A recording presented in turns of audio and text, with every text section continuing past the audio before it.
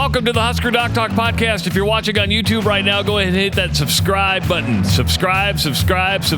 If you're listening on Spotify, Apple Music, or wherever you get your podcast, go ahead and just hit the favorites so we are always in your download queue. And also, if you get time, leave a review. Tell us what you think of this podcast because the reviews help us, well, keep expanding a little bit. Dr. Rob, what's going on there, buddy? How are you doing? You know, I'm good. You have a sugar-free Mr. Pibb?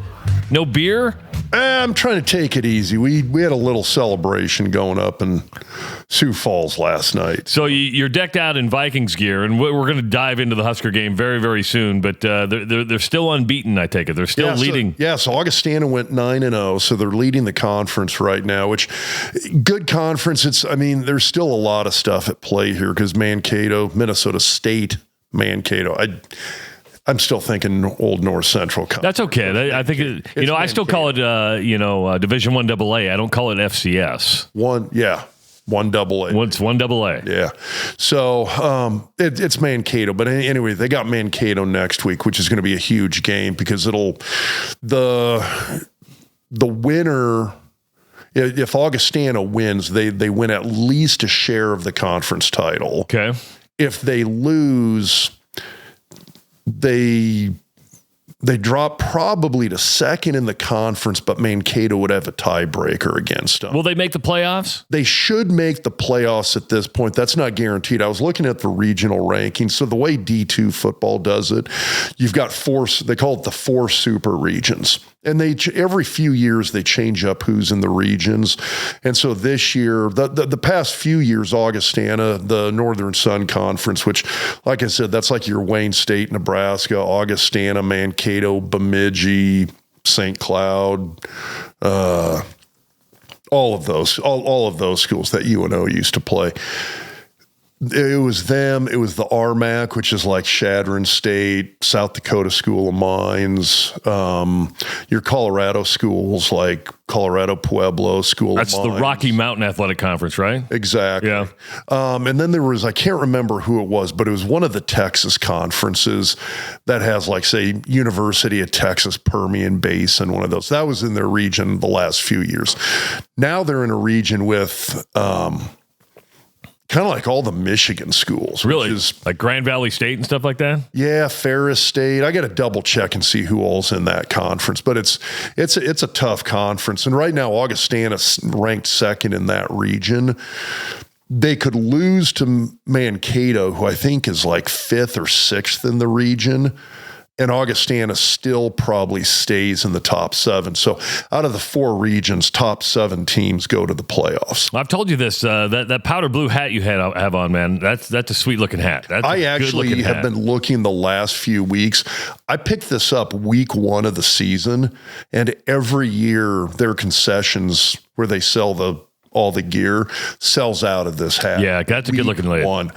Next season, when they come out with a new run of them, I guarantee I'm buying you one because I'm buying myself a backup one too. You should just buy like 12 and hand them out like candy. Dude, that's like it is a smart looking lid. I will say this about hats. There's something about hats. I like hats, but hats are expensive. Even when you buy them wholesale, like we'll buy them wholesale at MCM's, and like a wholesale hat's like almost a good one can be up to $30. Yeah, I mean they're not cheap. And when you go buy them in the store, you're like $50 for a hat. You're like, damn. But I don't know what it is, but I love a good hat. And this one's.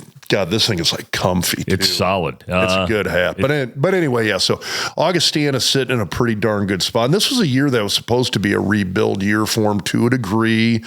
And then mid-season lost their starting quarterback, tight end, linebacker, a couple of guys on the O-line banged up. And so they're playing with what's really a little bit of a skeleton crew right now. And they're still gutting out these wins in a conference that's not an easy conference to win. Well, at least you're watching winning football. I'm going to be honest with you. I was watching the Nebraska USC game on Saturday night. You just wanted to watch a team in black uniforms. No, well, we're going to get to that. We're going to get to that. But I was getting ready for the podcast, and I had my opening monologue all ready to go at halftime, and I was going to open up and say Matt Rhule got his biggest and best win as a college head coach when they beat USC. And then the second half happens. Dylan Raiola goes out, and Nebraska can't stop the run. And now Nebraska's lost 29 consecutive games to teams ranked in the AP top 25. It's a 9-year run. That's unbelievable and truly inexcusable. Well, I mean, you look at all of these streaks they've had. I mean, you had the streak of losses in one-score games, things like that. So I guess here's my logic on this to a degree, and I understand Rhule's been there for 3 seasons now. I think a little bit of this, though, is when you look at what Nebraska's gone through with some of the coaching changes they've made, when you went from Pelini to Riley to Frost to Rhule. You have these changes, and every time you change, it's like hitting a hell of a reset button. I get it. Unless you this hire is year 3, man. I get it, but unless you hire a Dan Lanning or a Kurt Signetti, I mean, I guess here's my question is, I'm not saying I disagree with your point, okay? I would really like to see more improvement than what we've seen. I would agree with you. And I look at parts of this team, and I'm sitting here and I'm going, okay, I truly think we took a step back this year in terms of defensive coaching. Well, I think we've stagnated on the offensive line in terms of recruiting and development. And I'm looking at this and I understand, hey, we've had some horrible injuries. You got a guy like Teddy Prohaska who's gone from an NFL guy to staring down what's probably going to be his 3rd or 4th major knee surgery on top of a couple of big shoulder surgeries that just absolutely decimated what, like I said, should have been an NFL caliber career. I understand stuff like that happens, but you got to have other guys developing and coming along that can step into that role and be another power conference starting caliber player. And we don't have that in this program right now. And that's a criticism that's hard for me to wrap my head around. I would love to see more development. I would love to see this team kind of pushing towards a little bit more consistency in these close games. I mean, I do think I had USC chalked up as a loss, by the way. When I was looking at Nebraska as like a 9-3, 8-4 caliber team, this was one of my losses. And so they're a really, really athletic team. And so I'm not looking at this and going like, man, we should have won this game, or I really had this pegged as a win. No, I didn't. I had this picked as a loss. But the things that But it was a winnable game. After watching it, very much winnable game. And the fact that and I get it that Dylan Raiola went out in the 3rd quarter, and multiple things can be true at the same time. You mentioned the defensive unit not taking a step forward. Well, I mean, the stats for this year will tell you they took a step forward by saying Nebraska has held every opponent below 400 yards of total offense this season. They held USC, the highest powered offense in college football, to 337 yards. That's 193 yards below their average.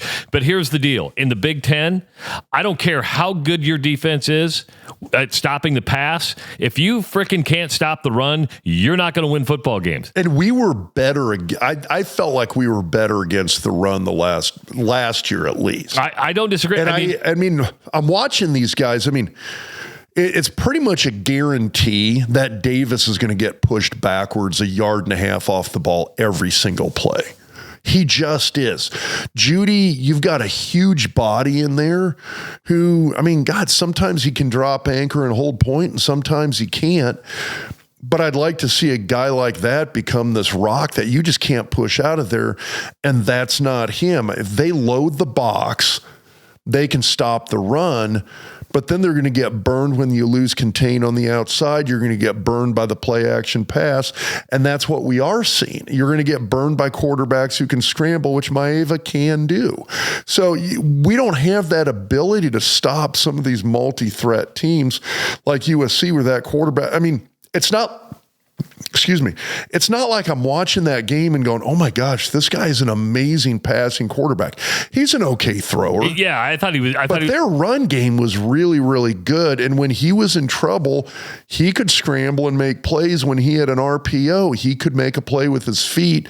And Nebraska hasn't been able to really stop that yet this year. And now, look at the 3 losses. I mean, Michigan goes almost for 200 yards on the ground. Minnesota ran all over them.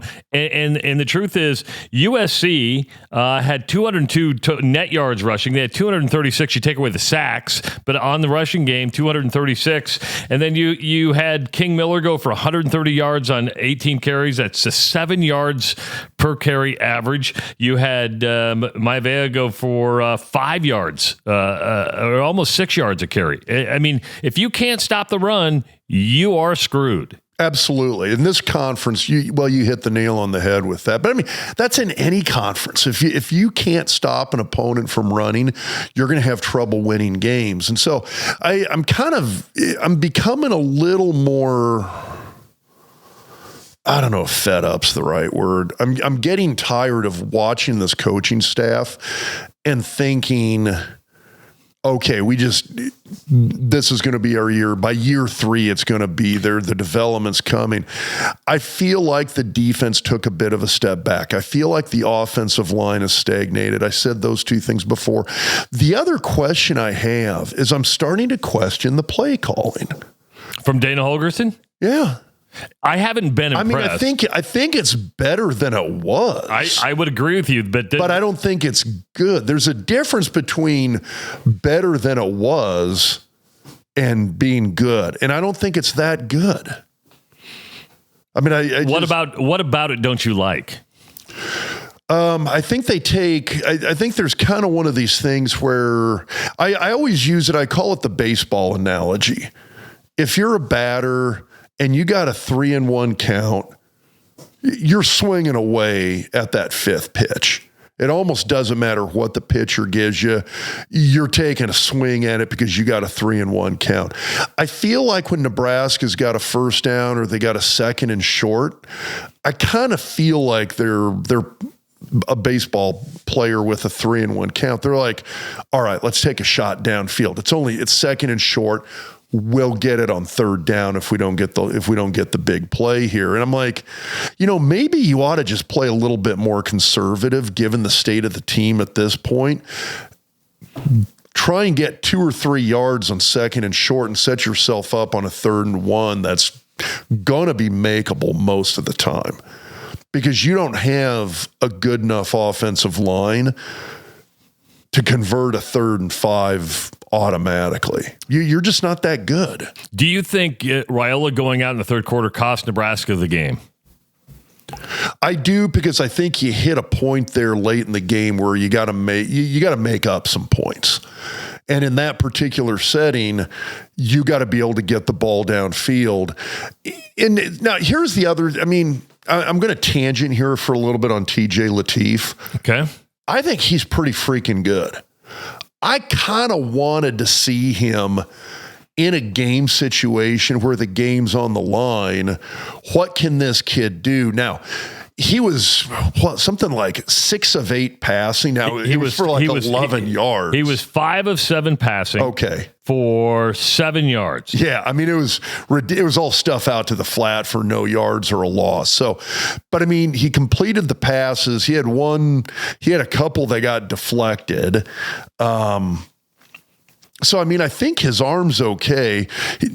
His running is outstanding. And that was the thing I kind of wanted to see was if you're a TJ Lateef kind of guy and Nebraska has him in the game, if he's gone through practice, if he's prepped, if he's gotten those repetitions the week before under his belt, which he did not have coming into last night, how's he going to perform? And I kind of want to see that. And I don't think we got a good picture of that, but I'm sitting here going, okay, that running ability is a little different. And all of a sudden, now I've never said that Raiola's the problem on the offense, and I still don't think Raiola's the problem with Nebraska's offense. But all of a sudden, I'm sitting here going, what could this offense be if we had a guy back there at quarterback who can run. And TJ Lateef can freaking run. I kind of want to see what happens if he's got a week of practice where he's taking those first string reps. And I'm not sure it's going to happen this week because I think Raiola gets a bunch of treatment by Wednesday. I think that ankle's feeling better, and I think he's back out there next week.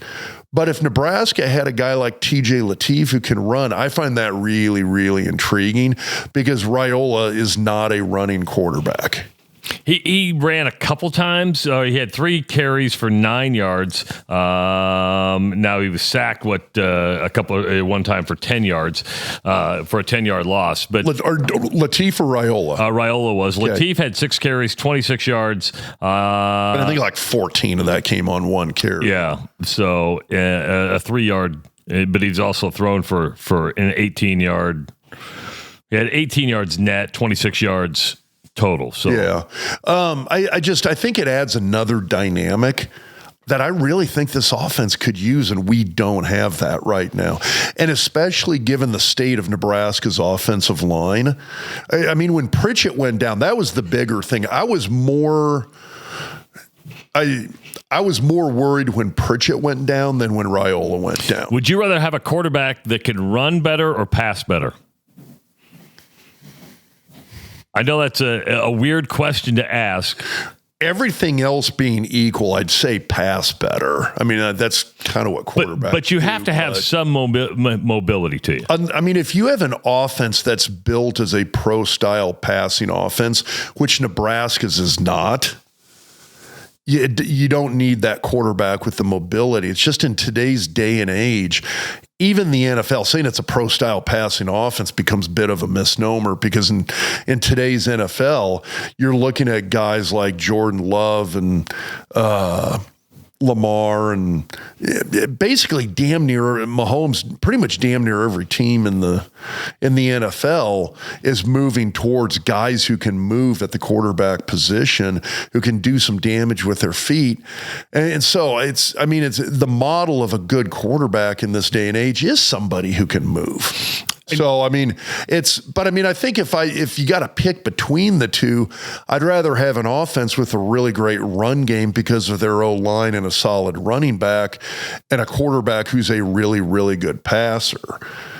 So, I think losing Raiola, I do think that hurt us. I do think that contributed to the loss because when we got down to that last couple of drives offensively, we just didn't have the ability to get that ball downfield. Now, I don't think our wide receivers did a great job of getting open. I'm not sure if that's how they're being taught when it comes to running routes, breaking free from guys, or if it's just, man, was USC that good at the corner and safety position? I didn't think USC was impressive. I sit there and watch it. They were blanketing our receivers the whole night. Yeah.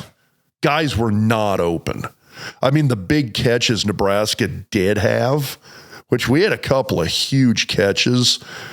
It was just amazing catches. It wasn't like the receiver ran a great route, created separation, and then caught the ball. There was zero separation. They were catching these balls with guys draped all over them. Emmett Johnson continues to be a beast. On the bright side offensively, and it's not, and for and I'll go to the play calling for you. For as respected as Dana Holgorsen is for an innovative offensive mindset, I wouldn't say Nebraska's not putting up tons of yards each and every week. No. But I think Emmett Johnson's playing above. I was going to use that phrase. He's punching above his weight. He's kind of being forced to punch above his weight, giving the overall quality of the offensive line play and the play calling to set him up for success. He had 29 carries, 165 total yards. He's over 1,000, I believe, 1,000 for on the season with this game. With 2 games left. He's staring down a 1,200-yard season. No, 3 games left. Sorry, 3 games. 3 games left. Yeah. But yeah, so he's staring down a really nice season. It's an all Big Ten season in my book at this point. Oh, I would agree with you on that. So. I mean, he's an absolute beast. But, of the 3 games they got left, they got UCLA next, followed by Penn State, and then Iowa. What's the most winnable game out of there? I'll give you mine, because right now, Penn State's the most winnable game. In terms of a team with athletic ability, when I'm looking at those 3 teams, yeah. UCLA's they're kind of built a little bit like USC. Malavala is a better quarterback than Maeva. Yeah, there is a ton of athleticism across that UCLA roster. Don't think those guys don't have talent.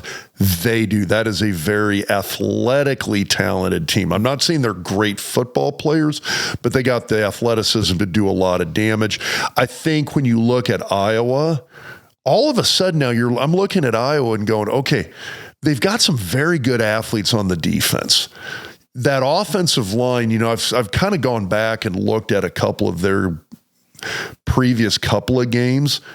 That's a good O-line. That's a great O-line. They went from being kind of, I thought, sort of mediocre last year to they hit a developmental stride early this year, and they're playing really, really good football up front. Those 2 things really worry me about Iowa, is their athleticism on defense and how good that offensive line is playing right now over in Iowa City really worries me about So do you agree Iowa. with me that Penn State's the most winnable game? I think it's the most winnable game, and it's a road game. That's what's nuts about it. But I think at that point, I'm not sure Penn State gives a rat's ass. I think you're getting towards the end of the year. I think guys are starting thinking about the portal. I think they're wondering who the next coach is going to be. It's hard to get motivated in situations like that. I have spent precious little time on football teams in that situation, but I had a couple of years in the NFL where I was playing for what was probably a lame duck coach. You knew changes were coming. You didn't know what the future held, and you didn't know who was going to be sticking around and who was going to be leaving. And it's hard to get motivated and get up for games when that's sort of your foundation. Do you think Nebraska, with 3 games left, hits the 9-win mark? I don't. God, I don't think so. But I can't tell you how many games they win. I don't know if they get to 7. I don't know if they get to 8. They're not going to get to 9. I'm readjusting my expectations right now. If Nebraska goes 7-5 regular season, given some of the circumstances, and when I say given those circumstances, I'm saying the lack of development on the O-line I thought we should have. Now, by the way, there's some bright spots there. I'm not all doom and gloom. I love what I'm seeing from Evans at center. Rocco Spindler's definitely been an upgrade. Yeah, but he's a one and done. I know, and that's the killer there, is that he's gone after this year. But he was an upgrade at that spot. Is he an upgrade because of the coaching he got in Notre Dame or the coaching in Nebraska? Because I'll tell you it was Notre Dame. Well, I think it was Notre Dame, but I think he came in and hit the door as an upgrade. And I will say, I mean, Evans, I think, has done really, really well and has gotten better. I think Henry Latofsky has played really solid, consistent football, and I think he has improved as the season has gone along. So maybe my bitch and moan ought to be, maybe it's not so much that Donnie Raiola is not developing the O-line as much as it is maybe he's a really good interior O-line coach, and the offensive tackles are where the problem's at. Okay, how do you solve that? I don't know. Do you hire? I've had a few people ask me this. Can you, kind of like you have like a tight ends coach and a wide receivers coach, do you hire an offensive tackles coach? Do you hire an assistant O-line coach whose specialty is offensive tackles? Brian Ferentz? I'm not saying the offensive coordinator. I mean, the Ferentz family knows offensive linemen. I just about choked on my words there. And you're not even drinking beer. You're choking. I'm not. I'm just picturing all the Brian Ferentz memes, and I'm like, yeah, let's bring that shit to Nebraska. I'm sorry, that cracks me up. I always looked at Brian Ferentz and thought, okay, this guy is sort of, I'm not talking about attitude or anything else like personality or anything like that. I'm just talking about purely coaching acumen. Brian Ferentz is like, he's like a modern day Bill Callahan. He's like arguably, I think, one of the better O-line coaches out there.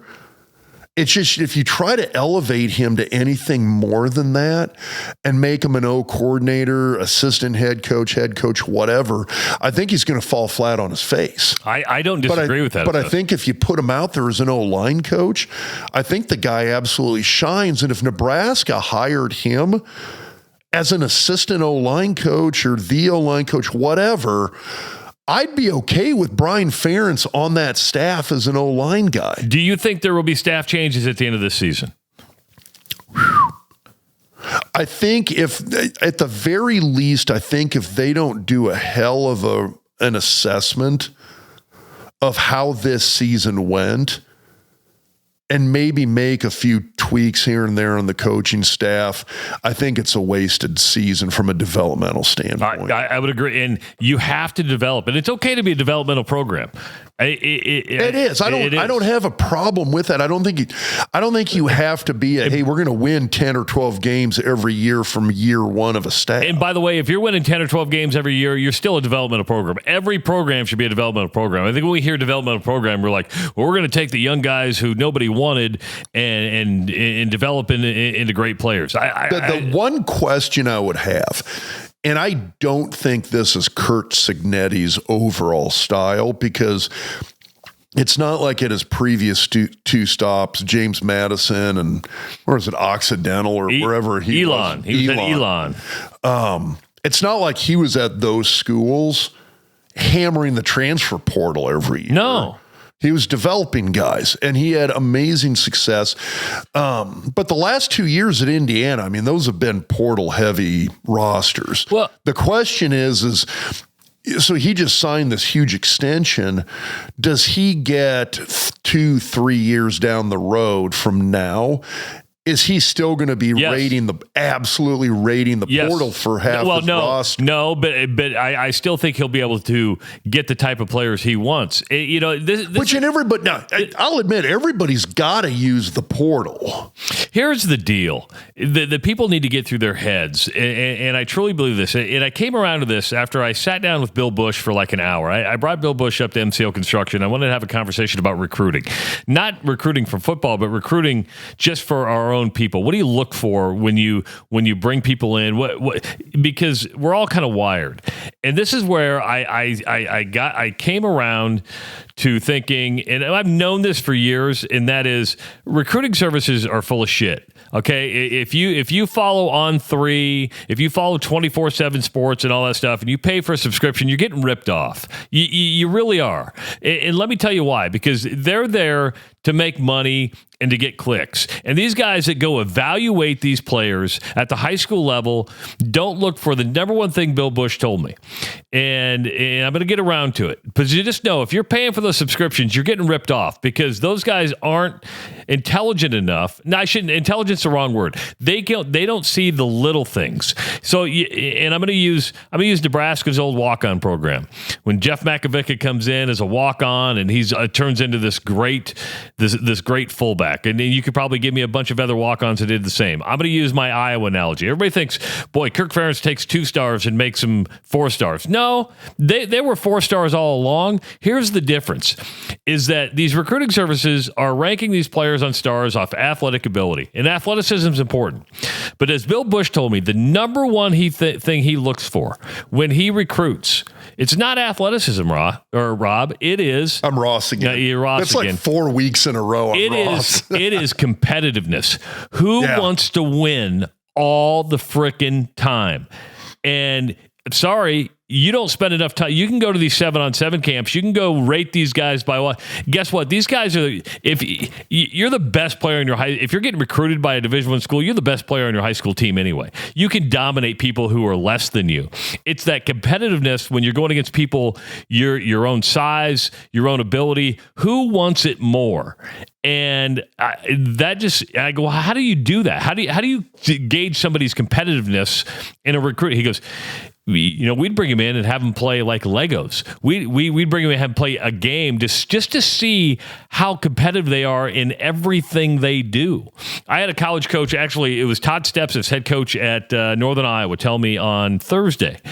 I go, how do you gauge competitiveness? He goes, I like to go to the school and I want to go to gym class. I want to know what they're doing in gym class. I go, what do you mean? He goes, if they want to dominate in gym class, that's a competitive dude for me. I'm having flashbacks to gym class because you were dominating people, weren't you? In ninth grade, and I remember being pissed in volleyball when we'd lose a match in gym, like ninth grade gym class volleyball. But am I wrong in that? Am I wrong for taking what Bill Bush is telling me and saying competitiveness is 100 freaking percent? One of the things, so I mean, there's kind of this, you look at all the psychological surveys out there. Yeah. There's one of the terms that's come out, and Nebraska's used this in slogans, but it's the word grit. Yeah.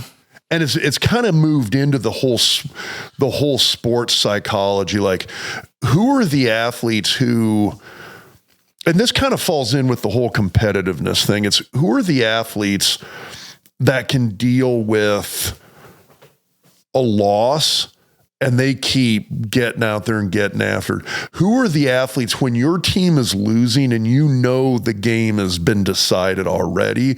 Who's still going out there and trying to take the head off of the guy across from him? Who's the guy who has an injury and keeps like just grinding away to get healed up and get back out there on the field? Who are the guys who can deal with all of these setbacks and keep performing? And it's like they came up with this word grit, but it's found its way into a lot of these sports psychological surveys and assessments they do. But that's what he's talking about. It's this, I want to be out there, and it's one of those, but that falls into it. The whole competitiveness thing is part of that, where you've you have to have a guy. You gotta have a guy who just, they can't lose. And I don't want to flash back to the 90s, but I'm going to, and that is, you guys had a locker room full of competitive guys that pushed people so hard during the summer workouts, everything, that if you weren't competitive, you were going to get left behind. You probably went to college with some freak athletes that never performed. And I bet it came down to they just weren't competitive. They didn't want it more than the next guy. 100%. God, if I could go through a list of kind of the recruiting classes, guys, a couple classes before me, through mine, a few of the guys after, and we could go through lists of names, and I could tell you who were the guys who were just like, yeah, I want that guy. You've heard the term, I want that guy in my foxhole. Yeah. It's that's what we're talking about, are those kind of guys. There's some guys that you looked at and all I could think was just, man, if this guy just really wanted to, could absolutely dominate every play, but God, some people just don't want that. Yeah, I mean, and the reason they were ranked so high is because they were so good in high school. They had the metrics. The metrics were there, but you can't measure heart. You can't measure competitiveness. And there was God, I should try and see if I can't find it. I watched a really great interview with Nick Saban, and this is this is probably at least 6 or 8 years ago. So when Alabama's right in the thick of the national title race every year, and the portal had probably not quite come about yet, but the question was essentially, you're recruiting guys, and it's 5-star athletes. It's really, really good athletes. Really good performers, high performers, guys with that competitiveness. And if you got a guy who's a 5-star on the metrics and has that competitiveness, those are the guys that you build programs around.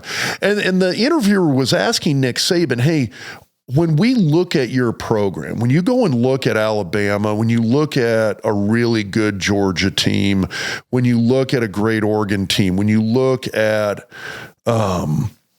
one of these really, really good Ohio State teams. You look at one position, and the starter's this 5-star guy who's super competitive. And the second string guy backing him up is this 4-star guy who's super competitive.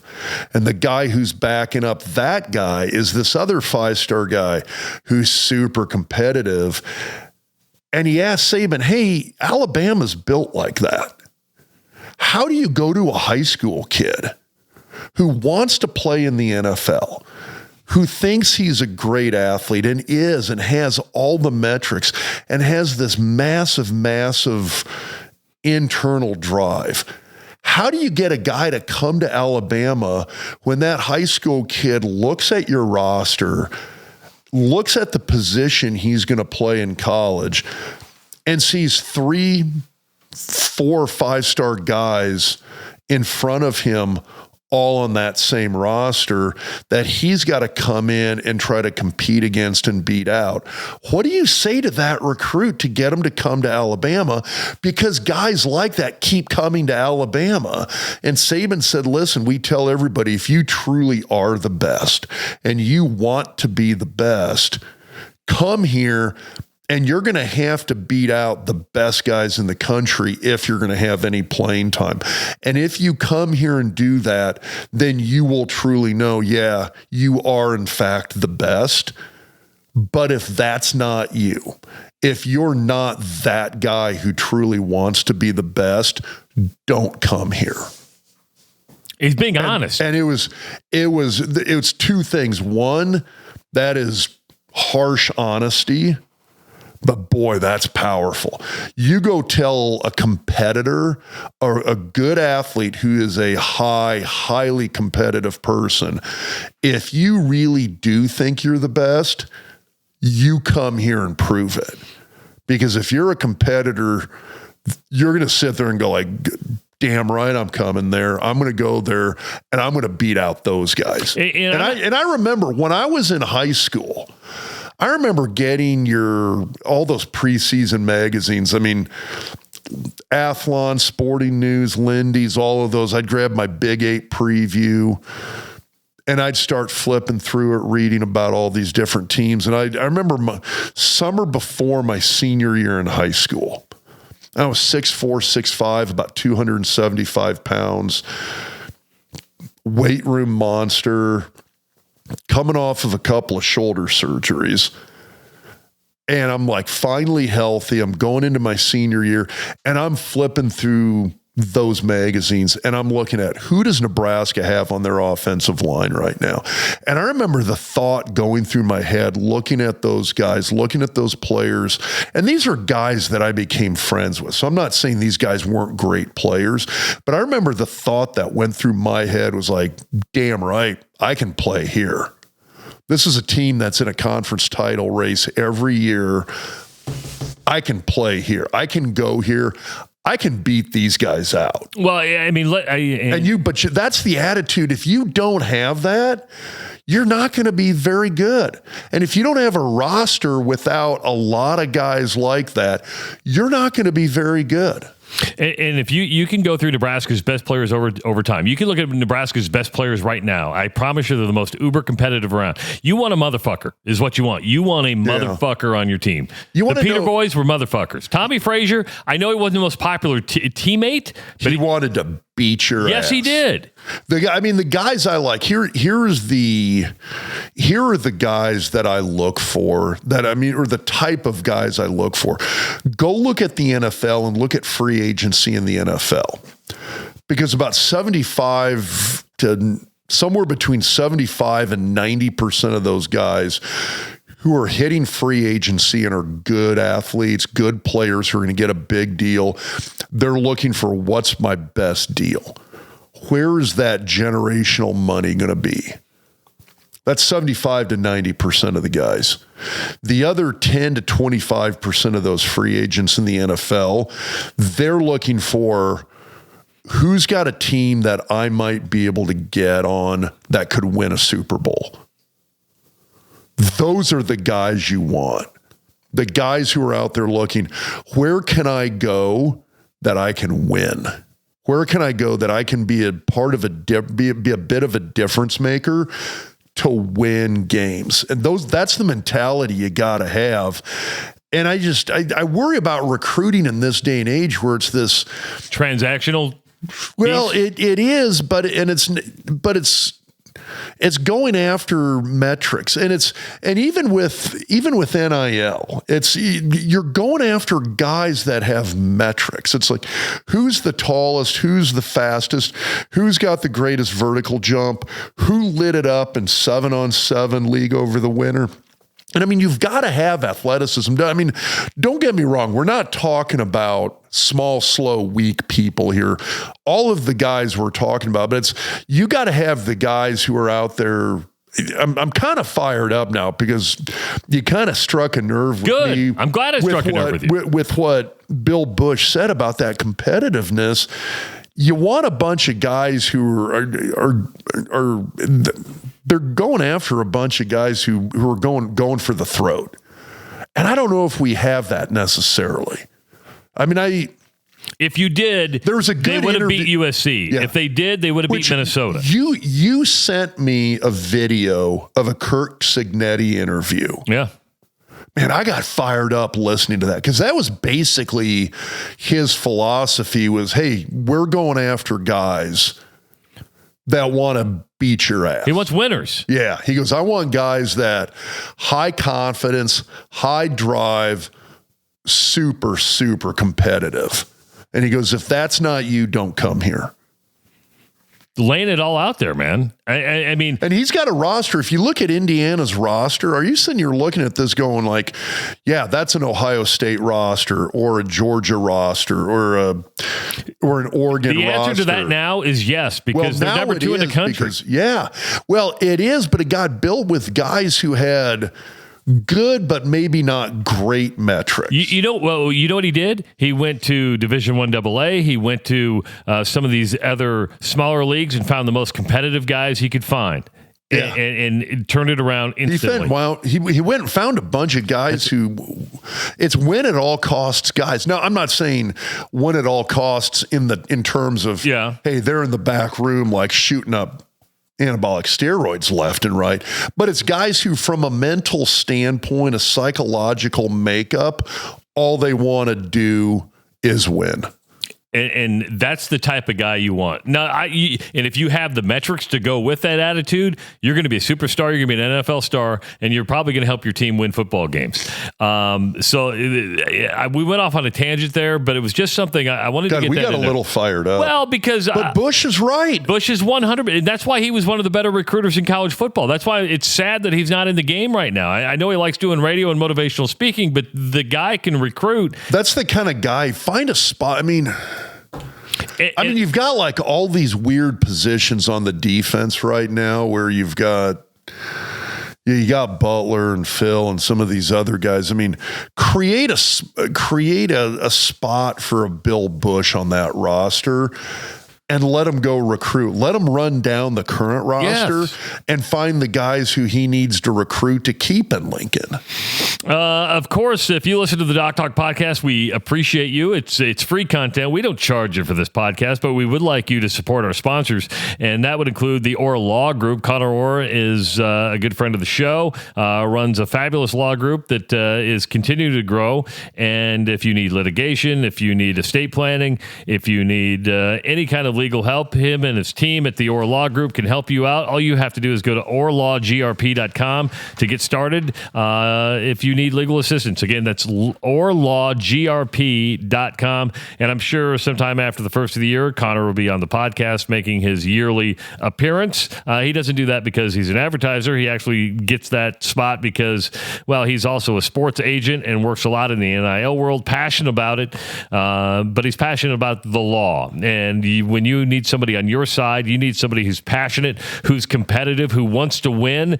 That is Connor Orr and the Orr Law Group, orlawgrp.com.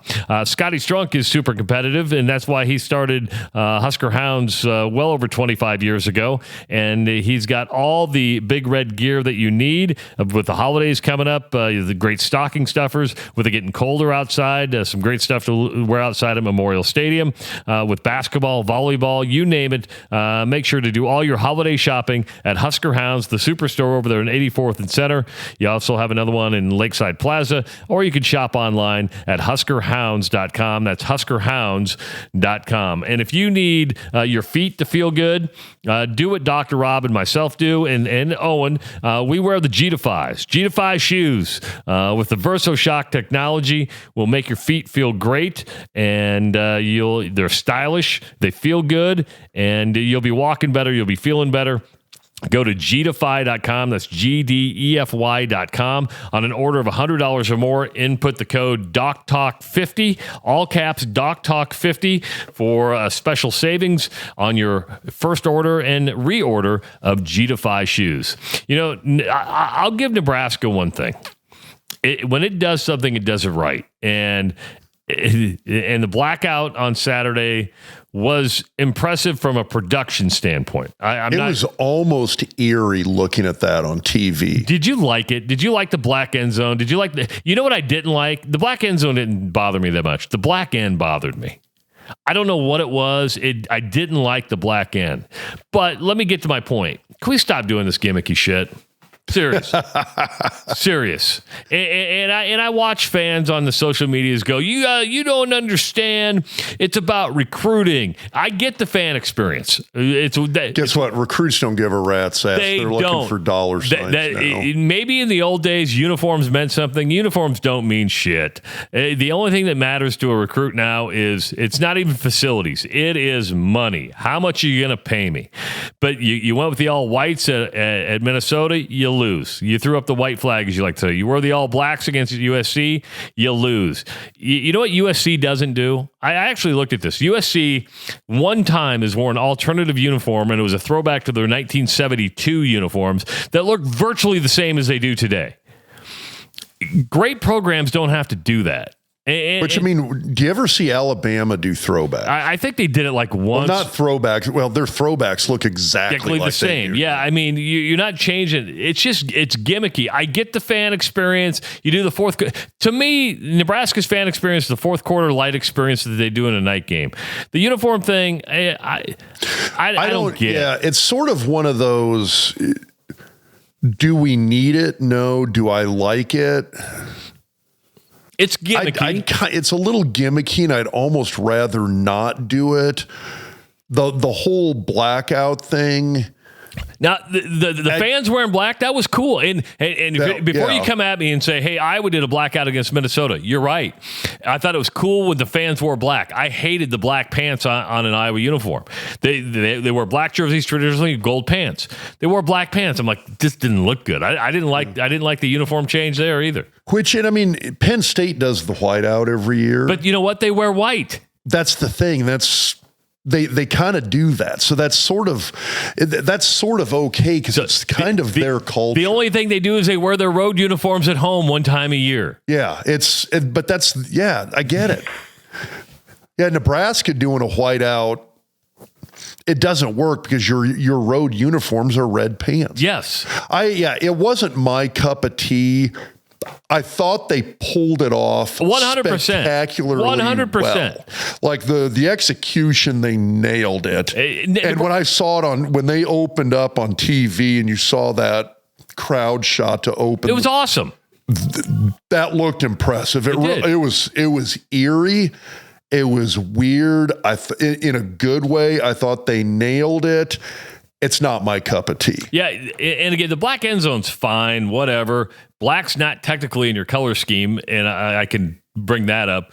But the black end was just, it was just weird. Although the volleyball team, when they smoked Wisconsin the other night, they went with all black uniforms too. And that looked pretty badass. Let's talk about that. Isn't it funny how your mindset changes when you win?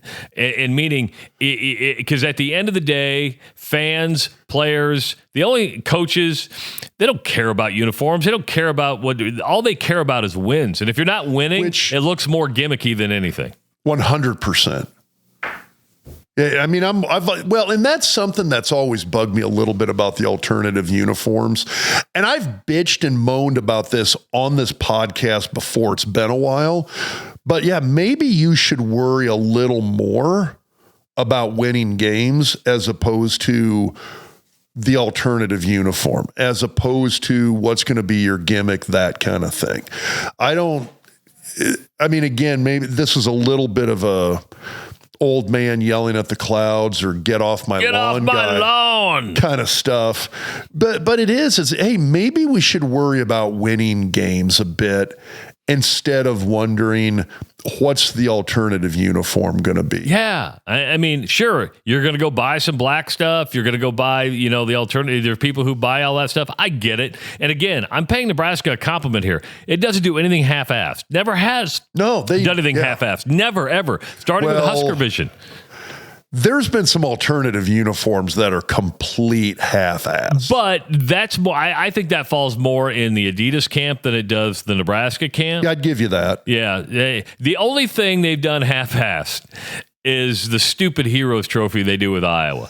It's the dumbest thing in the world. And I say this on my radio show, which, by the way, if you want to listen to me on a daily basis, Monday through Friday, 6A to 8A at therushradio.com. You can find us on YouTube as well. It's The Rush Radio Show.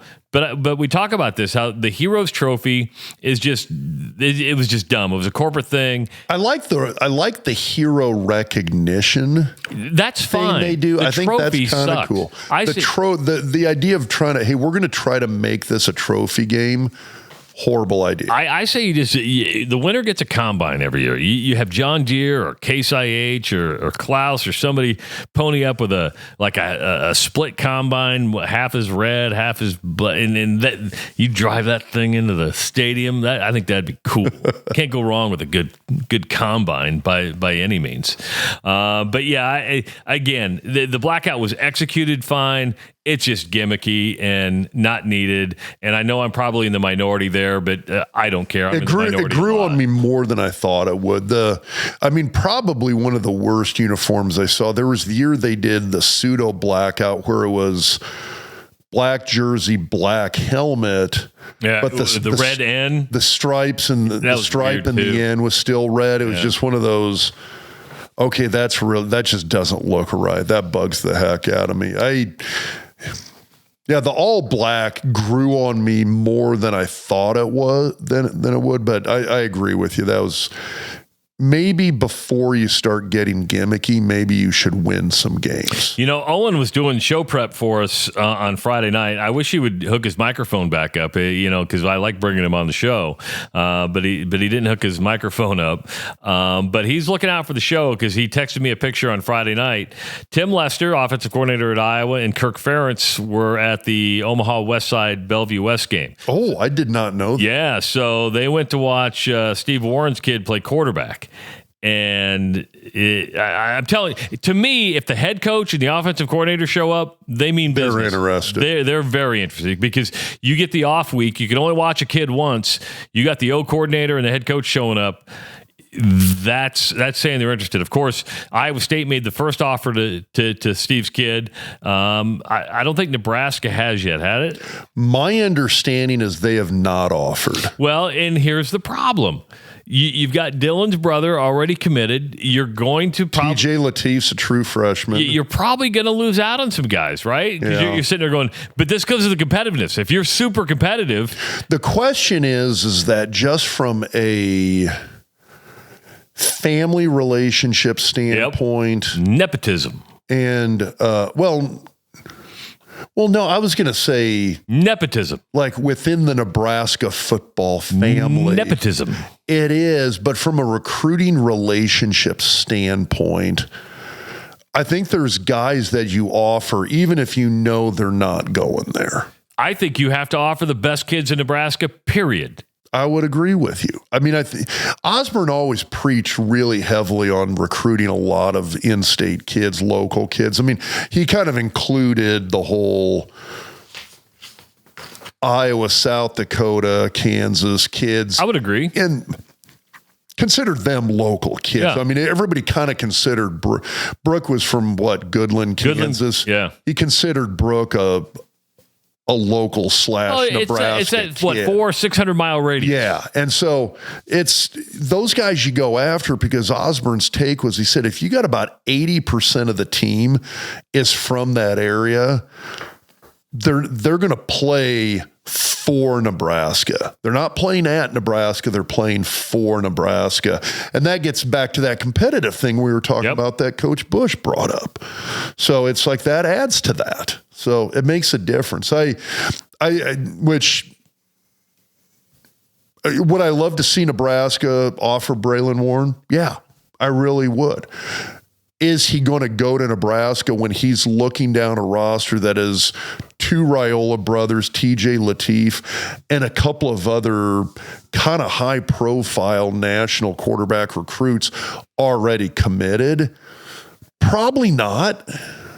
But I think you make that offer. You have to make the effort. No different than the kid from Millard South. I mean, no different. I mean, you got to make the offer.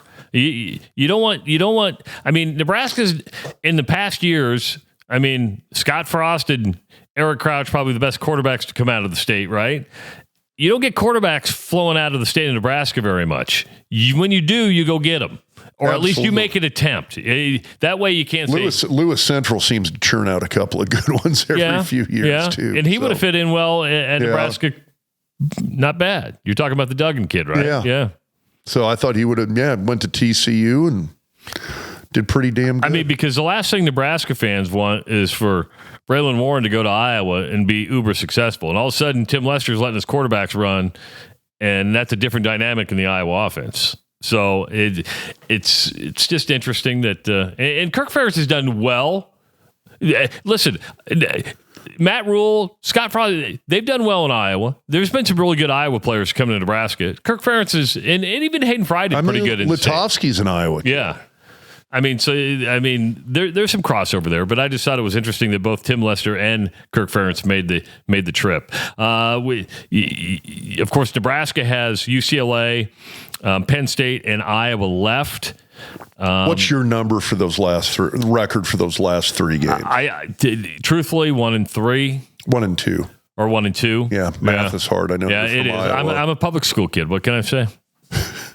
That's why I sent my kids to private school, so they'd get a good education. Learn. Stop it! I'm joking. Learn folks. that 1 + 2 = 3. I've in my mind right now, I've got them at 1-2. 1-2. Yeah. The win against UCLA, Penn State, or Iowa. I think Penn State. Okay. If they're lucky, a few balls bounce their way, and they can recover a little bit from an injury standpoint here. I mean, I haven't heard much about Pritchett. And I actually thought he came back I thought he tried to come back on a few plays. I was looking at some other players. I was trying to figure out how Canuck was playing. But if Pritchett comes back and is relatively healthy and a few things go their way, I think Nebraska has a chance to knock off UCLA, because I think USC is a better overall team than UCLA is, but I don't think UCLA is any slouch right now. Just checking my phone right now, and we're going to deviate. Sources, Auburn fires Hugh Freeze after a 6-16 SE state. Brian Kelly's gone. I mean, since last we recorded, Brian Kelly got I think fired, it's stupid to fire a coach right now. I really do. I think it's absolutely stupid with the jobs that are open. And Auburn better not think it's even in the realm of Florida, LSU, Penn State. It's not in that realm. They can think they are. They're not. I think they are. So they did fire Hugh Freeze? That's according to sources on ESPN.com that he's been fired. We're both rushing here to check our phones. Yeah. So he's going to be owed $15 million in the buyout. DJ Durkin is expected to serve on an interim basis. So you've got some great job. But look what's happening now. Matt Rhule, we didn't even talk about this shit. He got the extension, which is fine. The extension makes sense because Penn State's going to go after you. You knew that was coming. You knew it. I mean, that was the least surprising thing. But the truth is, I still believe that Matt Rhule's the right guy for Nebraska. He's passionate. He sells the program. More than anything, Nebraska needs to win, but behind that, it needs stability. It needs stability. I was just going to say the thing I worry about, and that was the thing I was worried about if Rhule did leave, is that you upset the apple cart again. What kind of reset button are we hitting here? Because again, and I think everybody looks at so easy to look at like Oregon with Dan Lanning, to look at the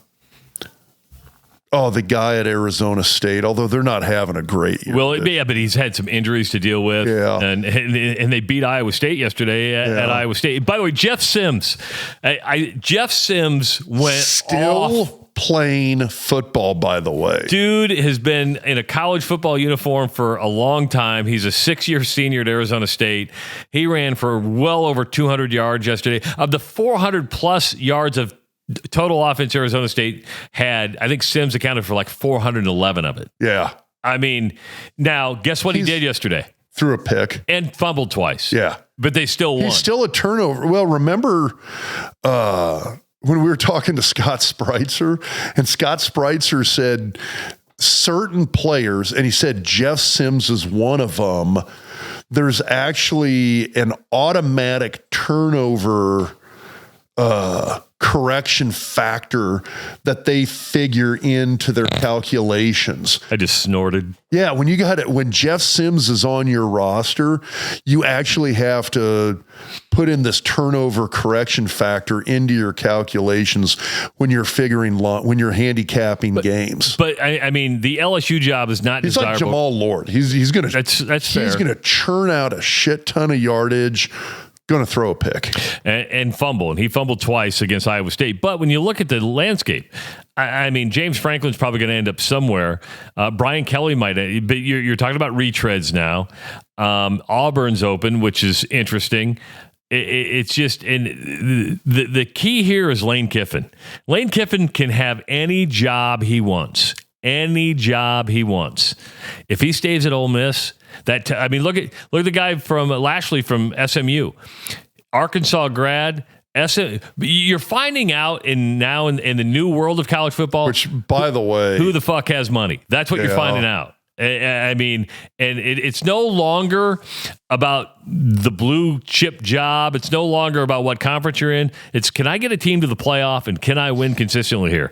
Lashley staying at SMU. If Lane Kiffin stays at Ole Miss, which I hope he does because my daughter works there and it's been very good for enrollment, that will tell you everything you need. Because in the old days, you would have bolted Ole Miss for Auburn. You would have bolted Ole Miss for Florida. You would have bolted Ole Miss for LSU.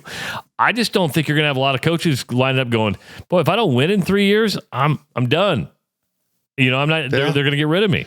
I'd be interested to see, because I mean, you look at some of these coaches with these just, and I'm not even talking about like the Brian Kelly and Jimbo Fisher, where you're talking about dozens upon dozens of millions of dollars in your buyout. But I mean, I'm talking about like a Scott Frost $15 million level buyout. I mean, if somebody hands me $15 million today, you'll know. Because he won't be sitting here if they do. I will be sitting on a beach, and remember when I recorded from the house and I'm in a rocking chair on a house in Florida. That's where we'll be doing the podcast. But yeah, I'll be gone. Do you know who the first $1 million head coach was? I did this the other day on my show. I would say it was either Saban or Stoops. No, it was Bobby Bowden in 1995 or 1996. Okay, but in that short a time, we've gone from a coach that when Bobby Bowden was the first $1 million coach, which fine, $1 million, we're talking generational freaking wealth now. Yeah. And to be a college football coach should not be generational wealth. I'm sorry. It's not that you wouldn't think. But it is. It is. But I mean, I guess going back. So my question is, are these coaches, I mean, if somebody gives you offers you up that kind of contract anymore, are these coaches saying, yeah, screw it, I'll take that. Yeah. If I suck, I would do it. If this crashes and burns and in 3 years I'm getting fired, but I'm going to walk out of this with, I don't know, in a 3-year span, $50 to $100 million in the bank. Do you take that job? I think some do. Here's the deal, and I don't want people to get mad at me. I'm all for people making as much money as they possibly can. I am as capitalist as they get. If somebody's willing to pay you that money, that's fine. But let's think about what we're talking about here. We're talking about somebody coaching football getting generational wealth. We're not talking getting rich.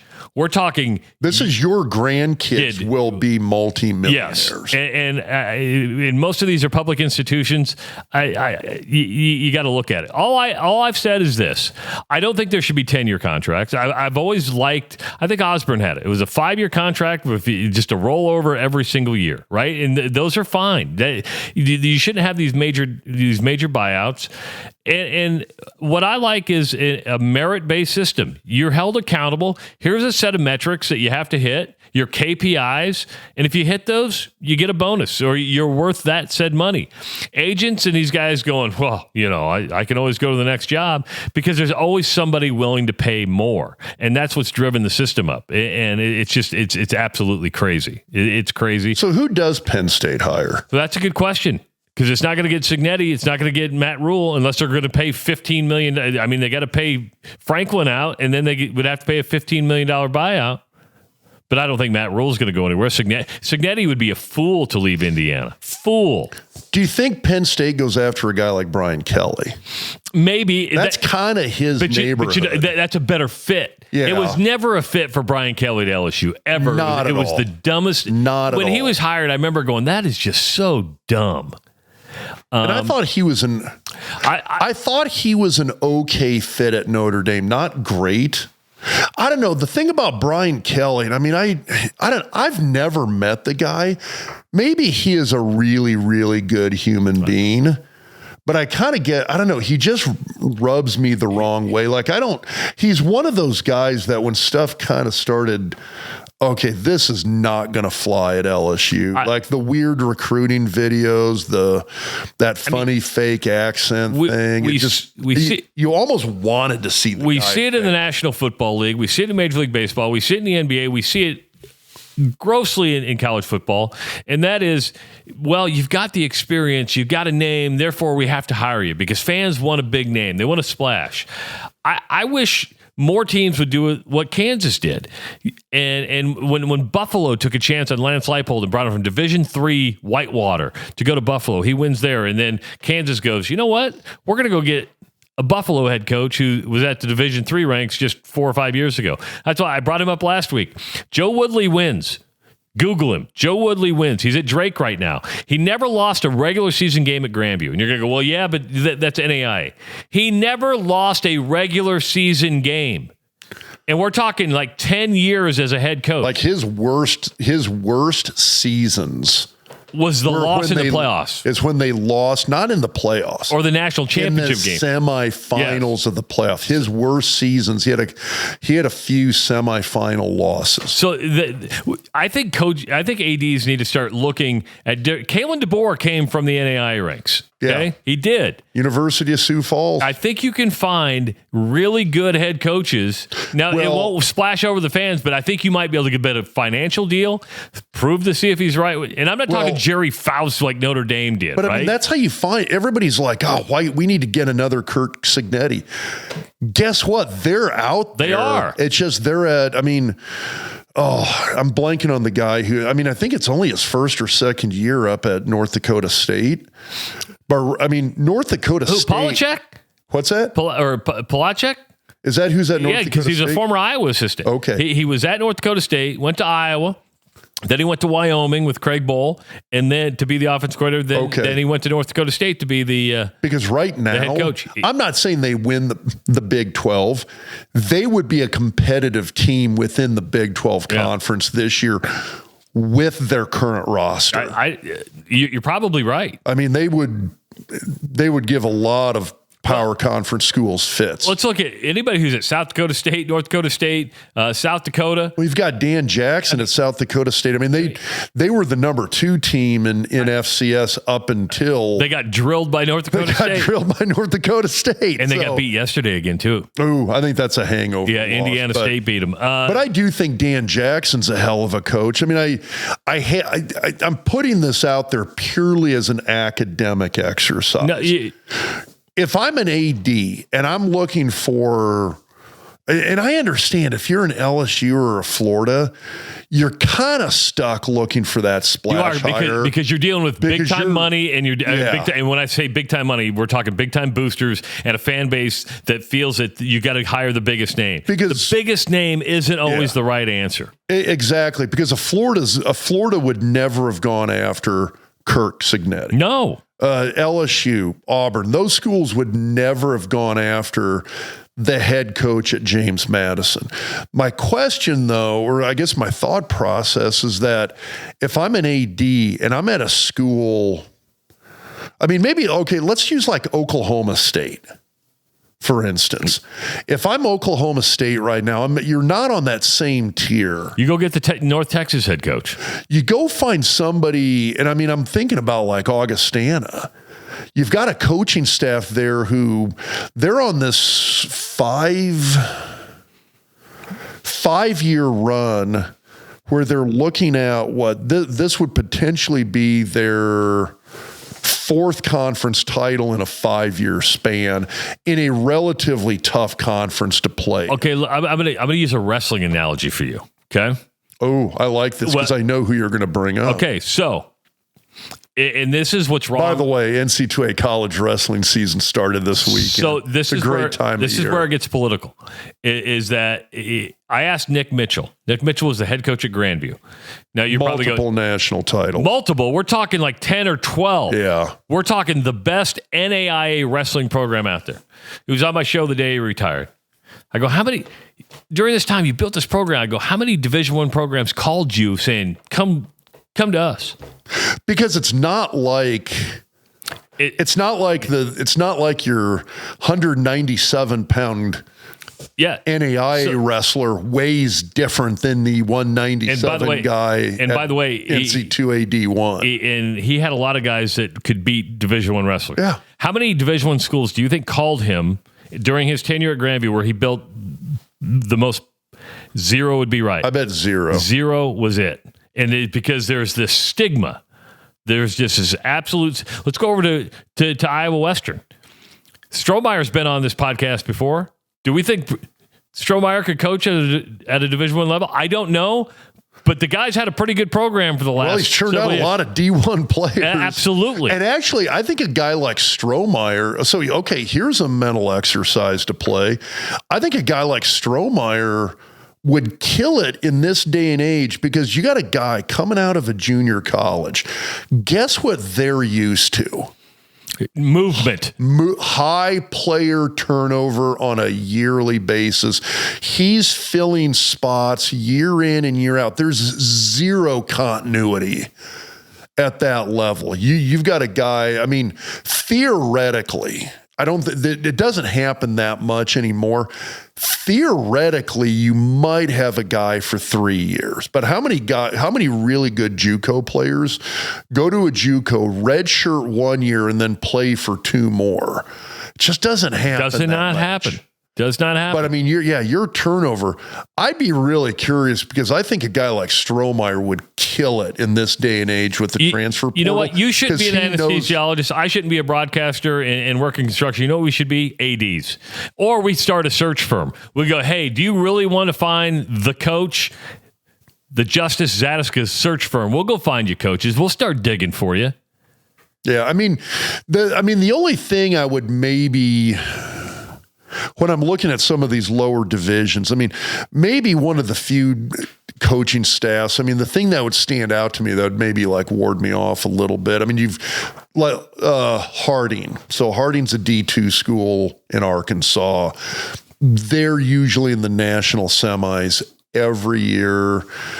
The only thing with them that makes me go like, I don't know about them, is they basically run like an old school wishbone style option offense. I get that. And that's it. So they're kind of this niche program that does one singular thing incredibly well, and they beat a lot of teams. Okay, but let's use the Missouri Valley Conference as an example.